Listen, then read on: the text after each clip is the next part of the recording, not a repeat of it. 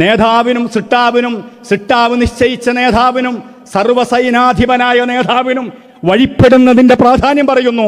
അതുമാത്രമല്ല, നേതാക്കളും അണികളും തമ്മിലൊന്നും തർക്കമില്ലാത്ത ഇഴകിച്ചേർന്ന നല്ല ഈയടുപ്പമുള്ള മനസ്സുള്ള യോജിപ്പുള്ള ഒരു മതിൽ പോലെ നിൽക്കാൻ പറ്റുന്ന ഹൃദയമുള്ള മനുഷ്യരാവണം, വിശ്വാസികളാവണമെന്ന് ഖുർആൻ പറയുകയാണ്. എന്നിട്ട് ക്ഷമിക്കൂ നിങ്ങൾ, ഇന്നല്ലാഹ മഅസ്സാബിരീൻ. അപ്പൊ ഇതാണ് പോയിന്റുകൾ.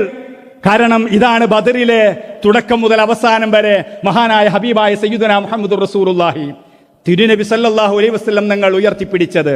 സഫറായിലെത്തിയപ്പോൾ അള്ളാഹുവിന്റെ പ്രവാചകര് ഇനി അങ്ങോട്ട് എടുത്തു ചാടി പോകുന്നതിന് പകരം തന്റെ സംഘത്തെ നിരീക്ഷിച്ച് ആവശ്യമായ ക്രമീകരണങ്ങൾ നടത്തി ഇതിനോടൊപ്പം വരൽ ആവശ്യമില്ലാത്ത ആളുകളെ നാട്ടിലേക്ക് തന്നെ തിരിച്ചയക്കുന്ന സംഭവങ്ങളൊക്കെ ഉണ്ട്.